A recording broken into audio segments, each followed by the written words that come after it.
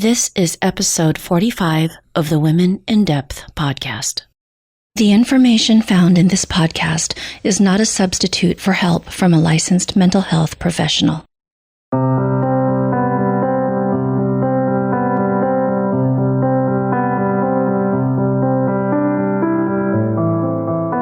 Hi everyone, and welcome back to Women in Depth. Today we will be talking about a topic that has many taboo aspects and is emotionally charged, and that is the topic of money. This is an area that really aligns well with the themes of Women in Depth because for many, money is something that is not really talked about. People get uncomfortable about money.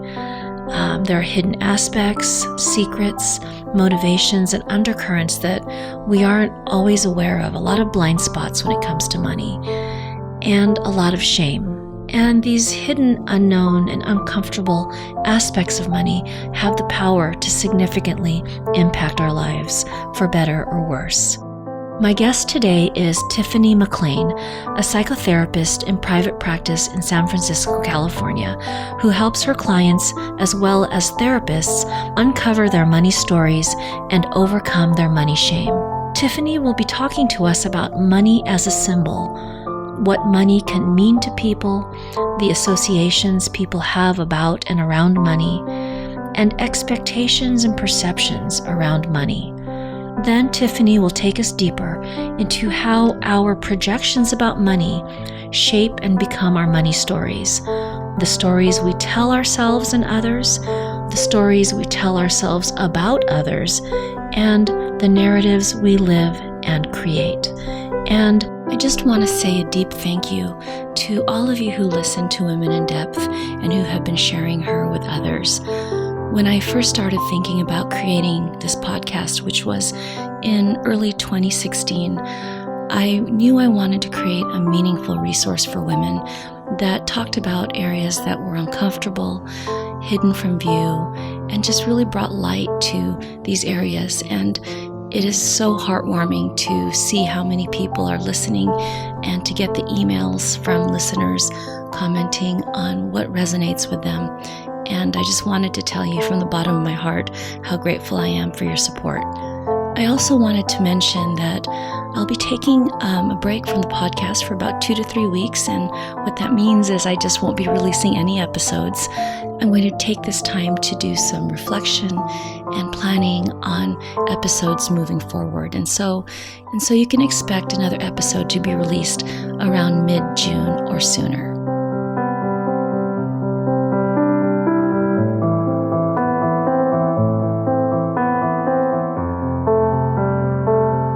Tiffany McClain is a therapist consultant whose mantra is, "Full fees are the new black." Via her business, www.heytiffany.com, she helps upwardly mobile clinicians in private practice overcome their shame about marketing and making bank so they can help the clients they are truly passionate about serving. Tiffany has been featured in Psychology Today magazine, Psych Central, Huffington Post, KGO Radio, and San Francisco Weekly. Hi, Tiffany, and welcome to the podcast. Hi, Lourdes. Thanks for having me. I am very excited about having this conversation with you and grateful to you for being able to, come onto the podcast and share your wisdom and your time. Just grateful for that. It is my pleasure. I love talking about this topic, so I'm happy to be here. Well, that's great because I don't know that many people love talking about money. I think that's right. Yes. So how did you end up with money as a niche? And I don't mean just money specifically, but you help clinicians with their money struggles or money stories. So how did you get drawn into this? That is a great question, and it's interesting. It's twofold. I like that you said both money, but also not only money, but kind of referring to money as a symbol. It's a door to so many other things if we actually can start thinking about and getting right with our ideas and beliefs around money. So I would say it's twofold. There are the conscious reasons I came into this, and then the unconscious, which we can't talk about because I don't know what they are. But I do know that when I started grad school, even there was like this unspoken taboo. When I did the interview to get into school, when we went around in classes and we introduced ourselves, like, oh, what drew you to this profession? Why did you want to do this? Of course, everybody answer, I want to help people. I'm passionate about that. But there was another part that I knew, which was after grad school, I wanted to have my own practice where I could make great money, where I could have flexibility, where I could be my own boss. But somehow I had this sense of like, oh, that part of things, I can't actually say that part. For some reason, that's not okay. So I actually only recently realized, wow, that was even with me then, before I even started hearing supervisors or professors talk about, or actually not even really talk about money. At least they didn't talk about it in a conscious way. There were these kind of unconscious or subtle messages like, you're not really going to make money if you're in private practice having your own business, or, you got to stay in your place and don't charge as much, or, heaven forbid, don't charge more than I make as your supervisor or professor or even our therapist sometimes. And then as I continued through grad school, and then I did a postmaster's 2-year program, I continued to see it in the way that my colleagues, and then eventually, over 1,000 people via the Hey Tiffany audience, I started to see the ways we were relating to setting and charging fees, particularly women. There was so much shame and guilt and anxiety and fear and envy tied up in how we dealt with money that we gotta tackle this shit. Like, this is something that we gotta get into this and understand it and bring this out into the open, because it's vital to having successful business, and also to be a skilled clinician. You have to know how to deal with money in your practice.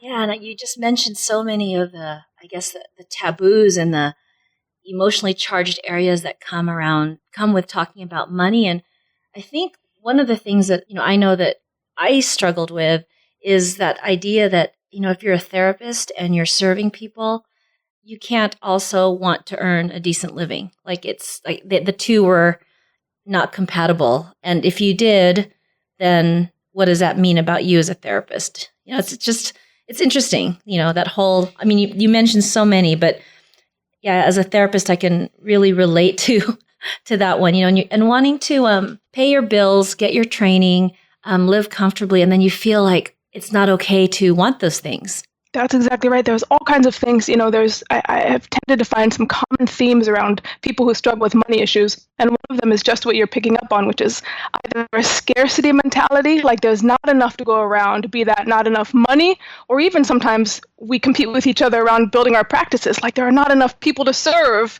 And then another part of that is this zero-sum game mentality, which is if I'm doing well and making good money and taking care of myself, I'm somehow hurting or taking something away from others. And so there's a way that we play that out all kinds of ways in our personal lives, in our relationships, and of course also in our clinical practices. So it's super common, this thing you're describing. So I want to back up a little bit, Tiffany, and can you share a little bit more about what you mean when you describe money as a symbol? Yes, I'm going to try to keep this within the realm of reality, but that is what it's about. So I actually, when I started trying to understand, what are my anxieties around money? What am I seeing with my colleagues? What's the anxiety around money? Especially, I work with upwardly mobile people. So those are people who, maybe were first generation college goers, or maybe our parents had blue collar work, or even generations of blue collar work, and we're the first to have kind of a white collar profession, or be entrepreneurs, or be in our own businesses. So there's this thing around what we do with money. And I actually started realizing, this is nothing about money, because money is actually simply a tool. It's simply a blank canvas that we can do anything with, but then we project so much onto it. And so money becomes this thing over and above what it actually is, which is a piece of paper that we use to make transactions. It's a symbol of value. I'm providing something of value. You're paying me because I'm providing you this value. We then get so much of our own stuff caught up in that. And I'll say, this is where I'm going to get a little bit weird nowadays. I think you like this. I actually think that money is like the most concrete measure or symbol of reality, the limitations of reality.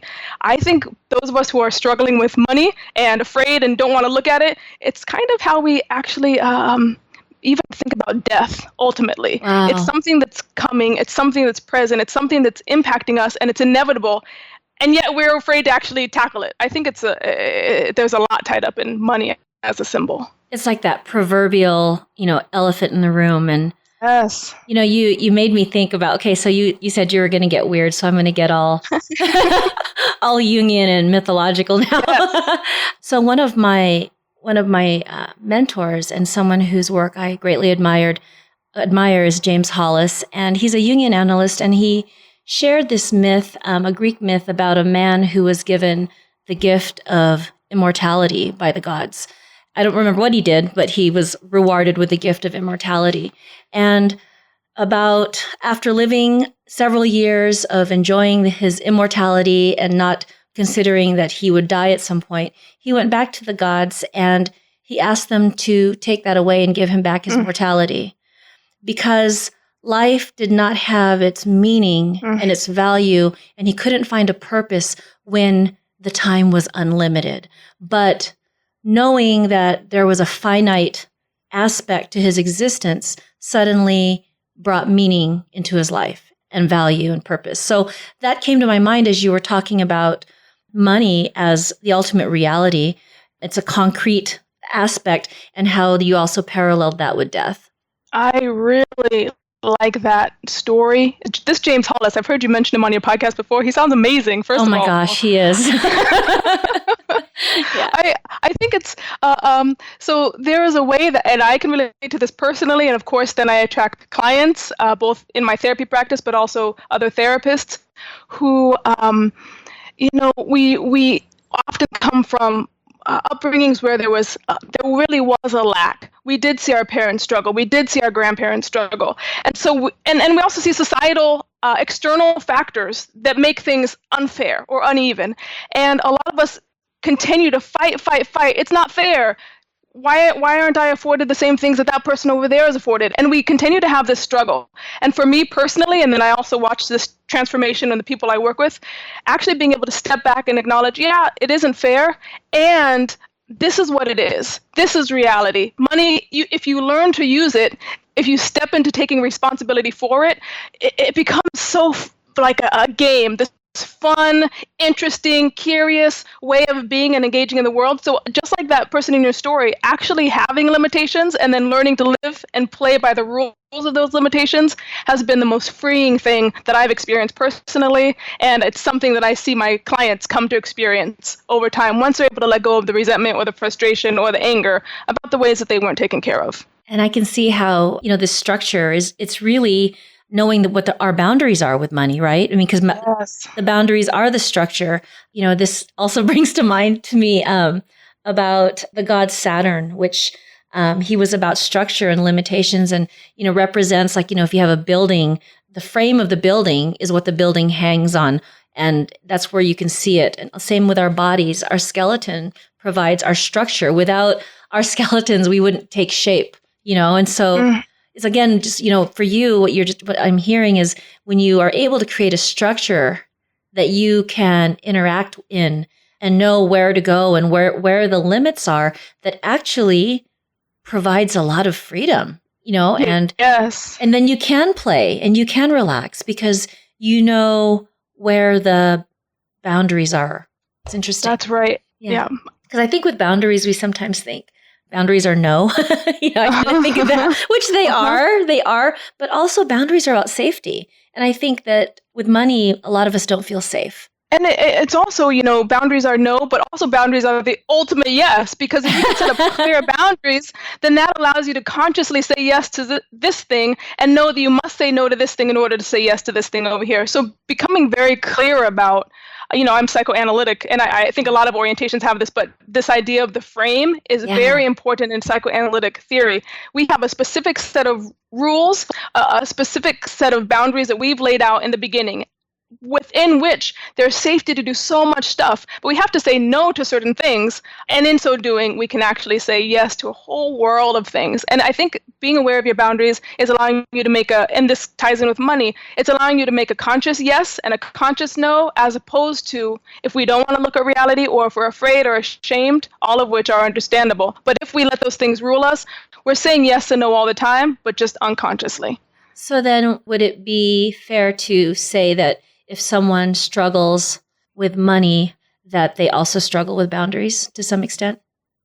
I would say 100%. It's almost like, beware the therapist who struggles with money, because undoubtedly that stuff is playing out in the way they hold their boundaries or are unable to hold boundaries around so many things clinically, but also in their own lives. So, Tiffany, what is a money story or narrative, and how does it take shape? How is it formed? That's a great question. One of the things I discovered, this was a surprise to me, and I think I didn't even, even after talking to therapists for years and then talking with people on my list, it took a while before I realized that, we have the feelings, shame, guilt, anxiety, fear, we have those feelings, but it took me a while to realize how they actually informed an identity based in viewing oneself as impoverished or connecting to the story of being someone who's the underdog. And I was doing this myself too without realizing it. Like, I like the underdog story, but it took me a while to realize, there are also limitations within that. Right. So being able to identify with our roots and be proud of our roots, but not have that be the end of the story. So I think one of the money narratives is, I'm poor. Poor is hard, but there's also a richness to it.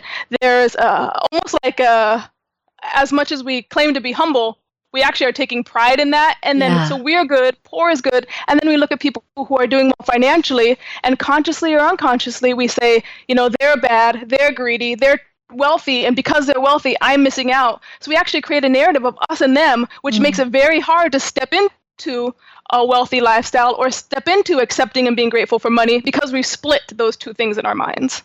So this polarity, it's either you're on one end or the other. Yes, absolutely. Absolutely. Also when we talk about money stories or money struggles, I think some of the common ones that we see are like some of the ones that you just shared about poverty, or also the wealthy. And so those are some of the more, I guess, obvious money stories that people might have. But what are some of the ones that are a little sneakier that maybe people don't even realize that that's a money story that they have, or that is a money struggle? It's interesting. I was talking to someone the other day, and we were kind of diving into something, and we realized if we think about accepting patients and the idea of having a sliding scale, it started to become clear that we feel often more comfortable working with people on a sliding scale because there's some worry about what we're providing or what our value as clinicians is. So we have this idea that by giving back, by having a sliding scale, we're giving back, and that is a kind thing we're doing. The sneakier thing that people don't or are not as conscious of, therapists are not as conscious of, is when you actually raise your fees and you stick to those fees. A lot of therapists have insecurities about the people who can pay $160 or $180 or $200 per session.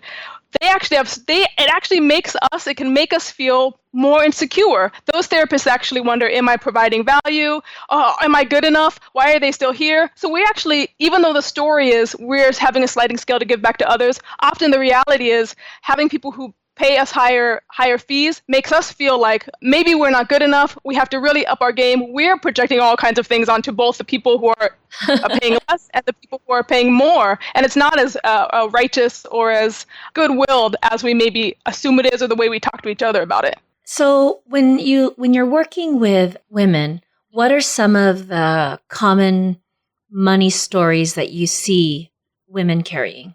A lot of women have. And it's interesting also to think about this in terms of kind of the intersection of race and ethnicity and also gender. So women often have the idea of being the giver, the caretaker. They martyr themselves. There's this myth that it is the role of the therapist, and this can also be mother, wife, to put aside her own needs in order to best serve the client. Like if I put all my needs aside, if I'm not even aware of them, then I can truly be there to serve the other person. And that is actually the opposite of reality. But it's something that a lot of us take on, and it's something that often, I don't have a lot of. I have some guys who are on my list or who I talk to, but primarily it's women. And one of the things that's interesting to me is, we know that there's the pay gap between women and men, and then even depending on what ethnicity you are, that pay gap is wider when compared to the highest earners, which are white men.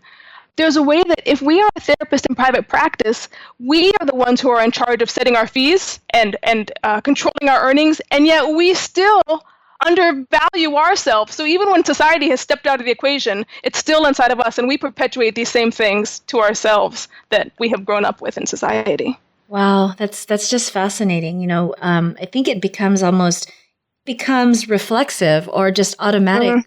Hmm. This wanting to put the other person first or to put the emphasis on the other person.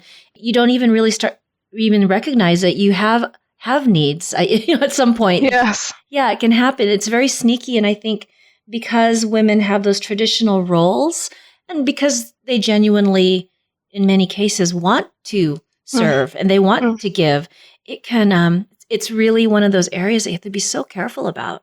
It's making me think about actually one of the other things that when I started working with money, I really got in touch with my own aggression. And it reminds me of a podcast you did. I don't quite remember who the woman was talking about anger. Michelle Ferris. Yes, Michelle Ferris. So Yeah. if you, in getting comfortable with charging and being aware of what you need to charge to have a decent standard of living and even a wonderful standard of living, you have to be able to get in touch with your own aggression and holding your own aggression. I don't mean being mean. I mean holding your power, holding the passionate parts of you. And women are, I think, it's easier to be in the role of the caregiver or the martyr with clients just be the ever-giving mother. It's harder to step into our power and to say no, or to say, here's what I need to be able to do my work. That's an aggressive, powerful, passionate act. And it's something that I think a lot of women are afraid of. Well, if you think about just what society rewards and what, Yes.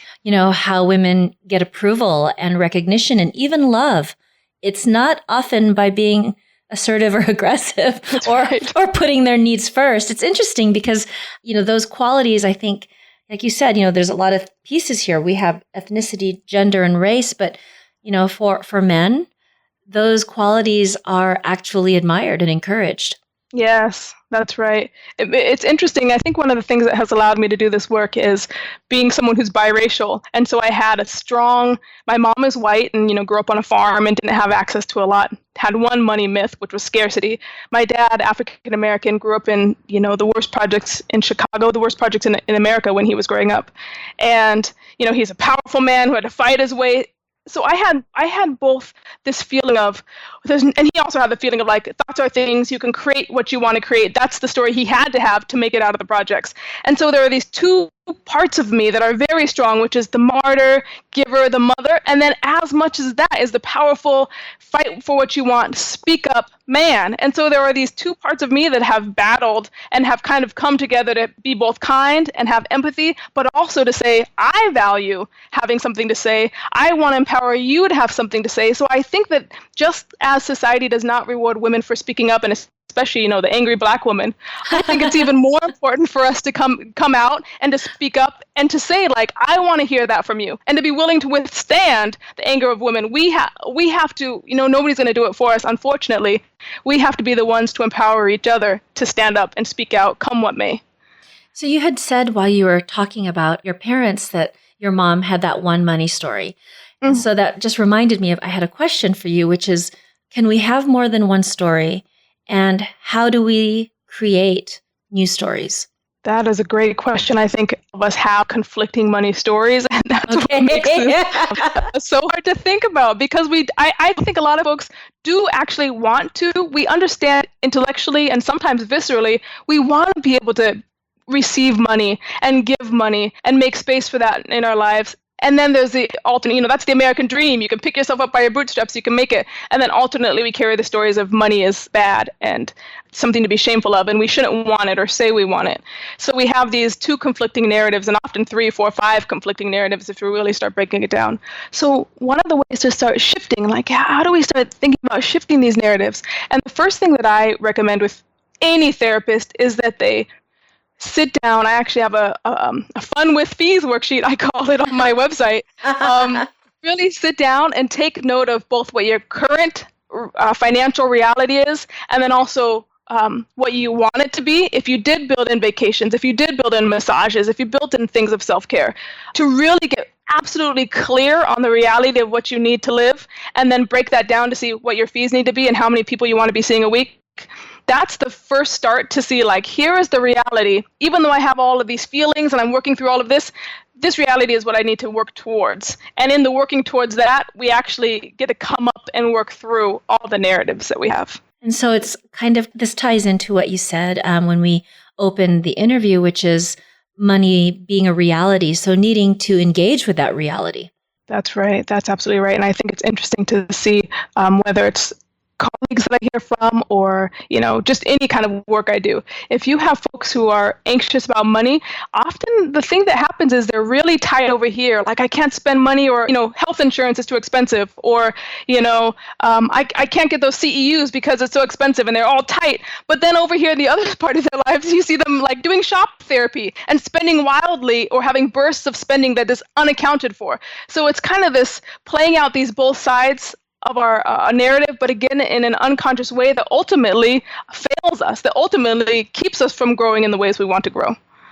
So do you think, Tiffany, I know we're speaking primarily, from the perspective of therapists and exploring their money stories, but do you think this parallels with, like, let's say just women in general who maybe are unable to spend or take care of certain things, but then in other areas of their life, that's where they can kind of go crazy spending?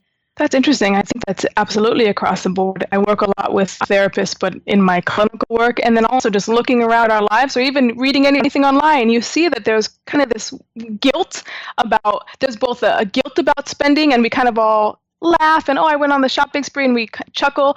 But the reality is, if you have an enormous credit card payment, let's say, or you're spending wildly over here while also being afraid, those anxieties, the reality of, let's say, that credit card debt, or the reality of not actually knowing what's in the bank, that is, even if we're ignoring it, or even if we don't know if it's playing out in our lives, women in general, that's having an impact on every aspect of your ability to actually face reality, look at what's in front of you, and deal with it as it is. So do you feel, if you think about the clients that you work with, that there are parallels to be drawn between struggles and boundaries around money, and then the other area, because, if, as you're saying, the anxiety around that huge credit card payment, whether they're consciously aware of it or not, it's affecting everything else in their lives, that this also can play into the other challenges that they're dealing with, or can reflect also that same process in other aspects of their lives. Yeah, that's a really great question, and it's right on. As I started understanding and looking at my own money stuff, actually in the postgraduate program that I did, my goal there was to get clear with fees and to get very comfortable talking about it. Little did I know how much that would impact every aspect of my life.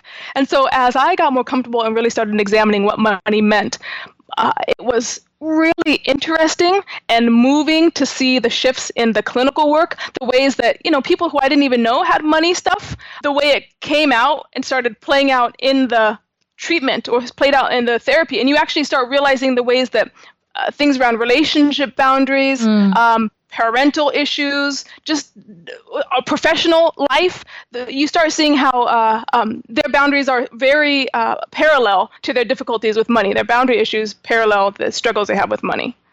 And it makes sense because, going back again to the ability to recognize when you need boundaries and when to say yes and when to say no. It goes back to that again, I think, of exploring where, and also it's also connected to that assertiveness and connecting to that aggression and that anger. It's interesting. It's all tied together.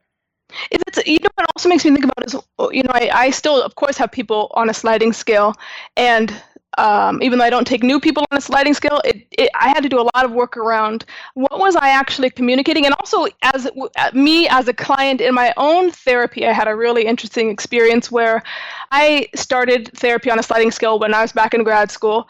And once I had access to insurance for a short time, I was able to pay the full fee for my therapist. And as soon as I was able to pay the full fee, I brought so much more of my own aggression to the work and like my own power, and the treatment fell apart. So I think that there was some way, unbeknownst to both of us, that when I was paying a sliding scale, I felt that I was a charity case almost. Like I had to be a good client. I had to be, and it was also a communication that the most I could afford was, I think I was paying $50 at the time. And so I think we're often communicating to our sliding scale patients, if we're not raising that consistently, or if we're not challenging them to pay a little more than feels comfortable, we're also kind of communicating, we don't know how much you can actually grow. We kind of want you to stay where you are, make my life easier. I think a lot of messages like that get conveyed in the way we engage with our clients around money.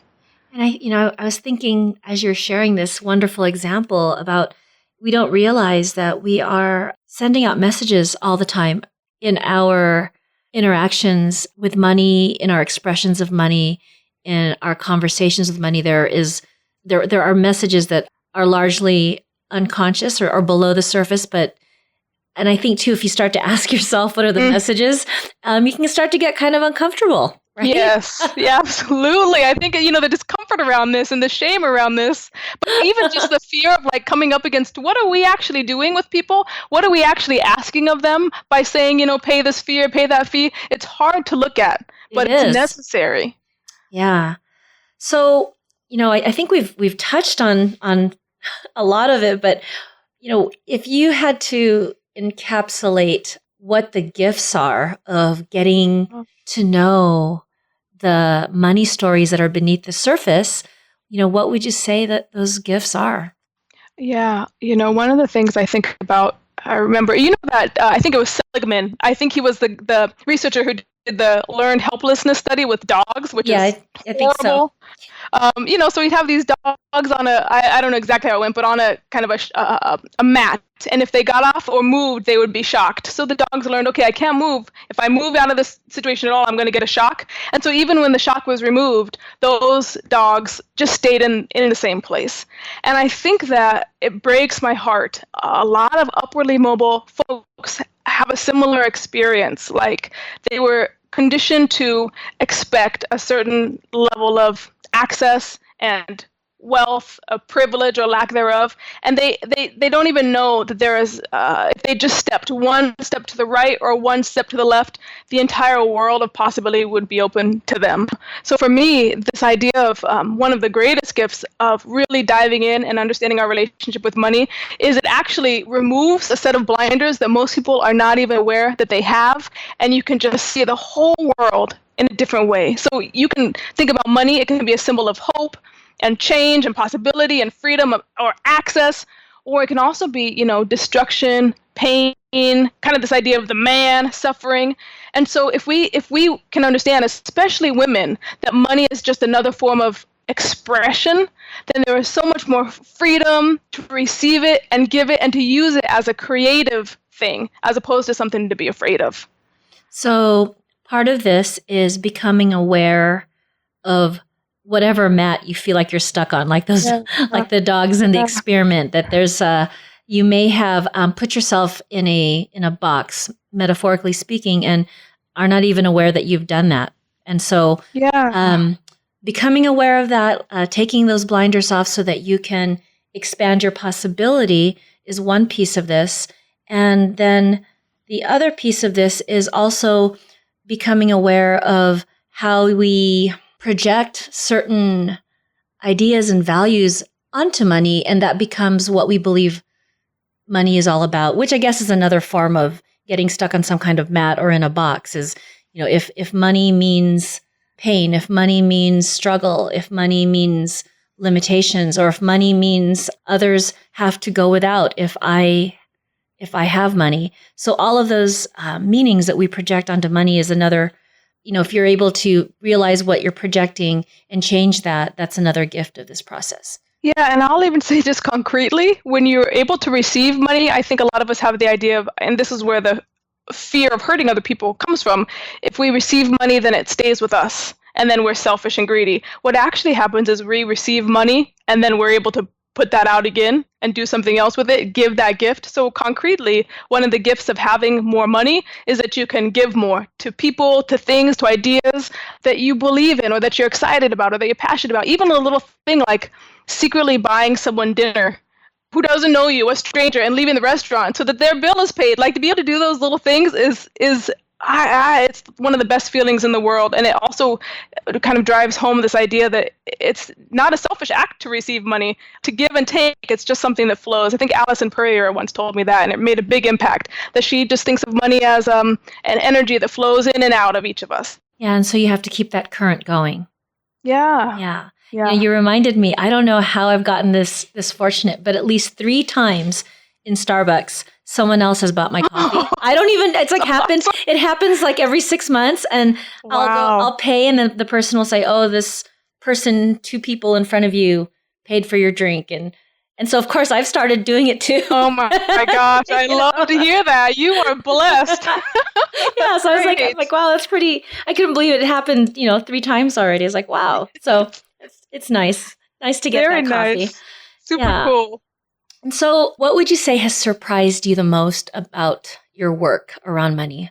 That's a good question. As a psychoanalytic therapist, I spend a lot of time, we like to be in our heads and process and understand theory and understand interpersonal and unconscious dynamics.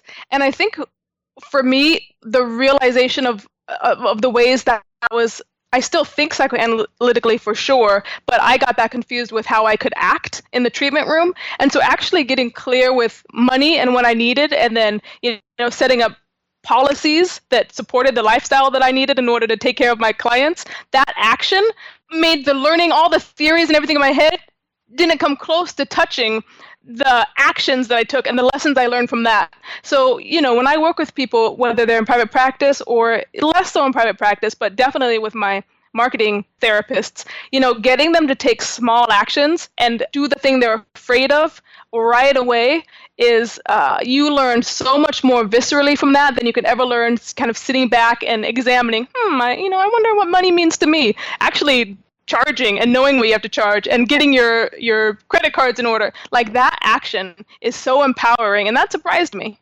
Yeah, and that makes so much sense again, going back to, what you shared at the beginning with your idea, your hypothesis that money is the ultimate concrete reality, right? Yeah. I mean, and so again, you have to get out of your head, out of your ideas, your thoughts, your fears, your emotions, and you have to kind of get your hands and feet dirty. You need to get, to get in there and work with this stuff and see what you're creating, right? That's absolutely right. And I picture, like, as you say, dirty, I'm like, oh, money is dirty, but also I imagine someone just bathing it and washing their hands with it. Like, it's something you got to actually get really, almost like develop a love relationship. And this sounds weird, but really it's like, you can't be afraid of it and you can't hate it. You actually have to be intimately close to understand it. And it's more about understanding your relationships with yourself and the people around you. I think that's a great metaphor, that, it's a relationship also that you have. And just like, getting to know someone, learning to communicate with them, maintaining that relationship. It's hard to be in relationship with someone if you're not connected to them, And so I like that idea. Yeah. Well, that's not original. I had another guest on the podcast, Anders Beyer, and he talked about the shadow of technology.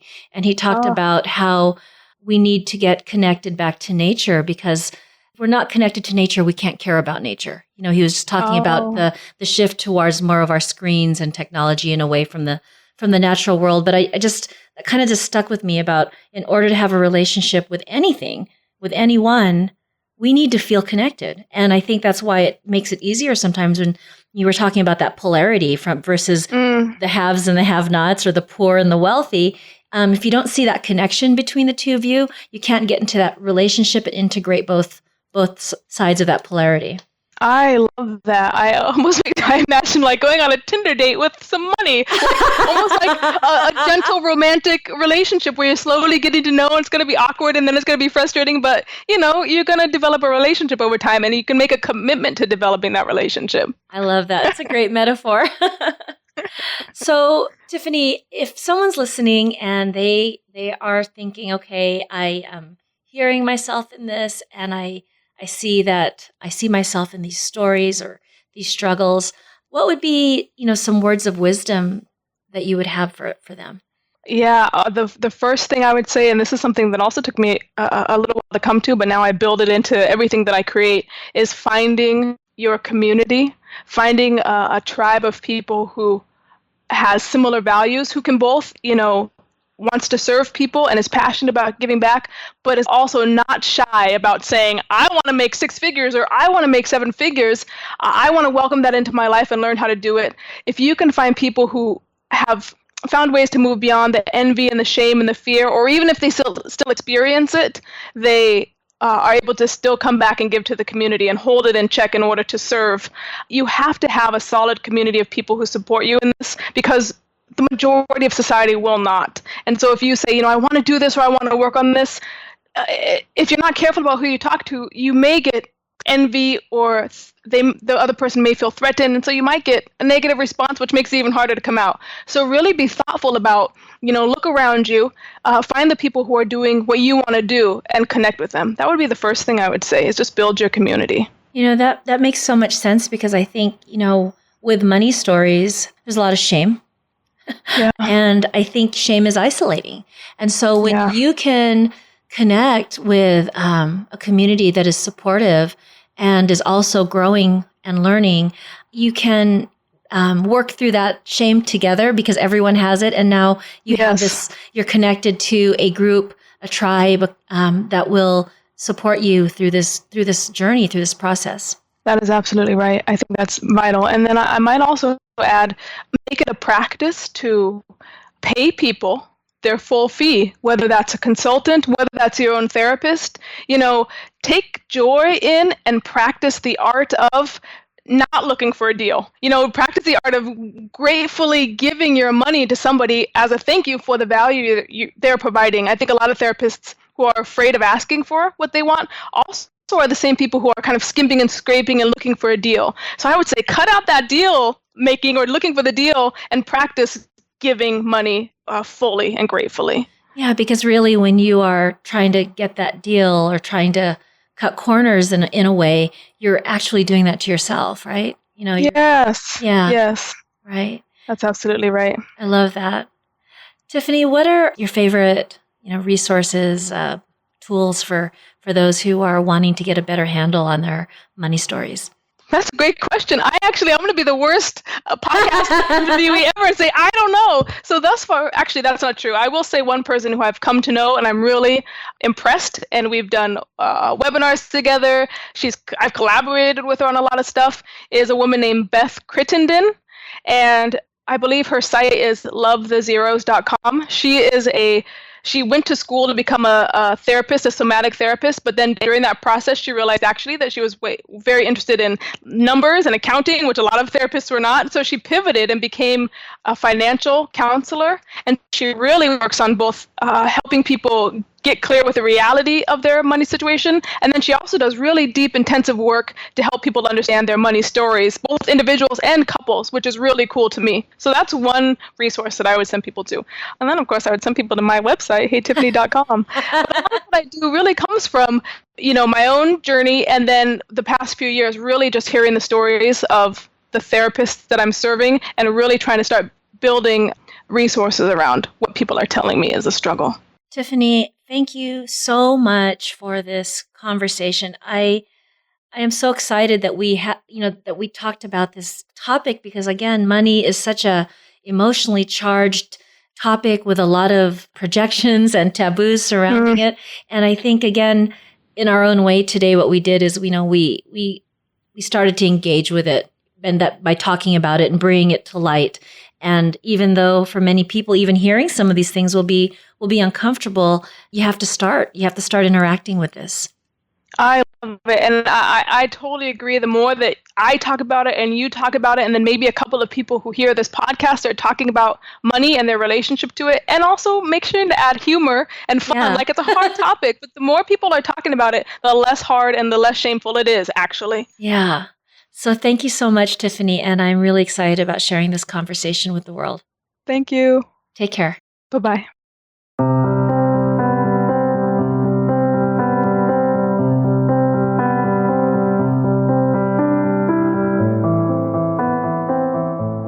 I hope you enjoyed today's conversation with Tiffany McClain. There was so much good information in this conversation that it's really difficult to focus on just a few things to highlight. However, I can just speak for myself that this conversation really got me thinking about the money stories that I carry and the ones that maybe I'm not so aware of, and things that I need to do differently to shift my money stories.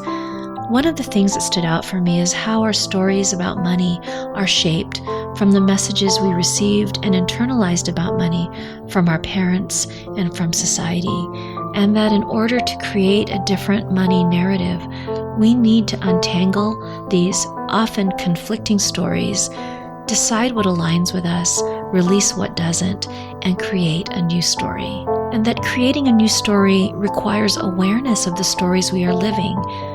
We do this by identifying what money symbolizes to us, by looking at what we project onto money. Do we project happiness onto money, security, safety, success? And then getting out of our heads and emotions and engaging with money as a tangible, concrete reality. This conversation with Tiffany also just drove home how complex our money stories are, because it's not just our personal story. It's not about the stories our parents handed down to us.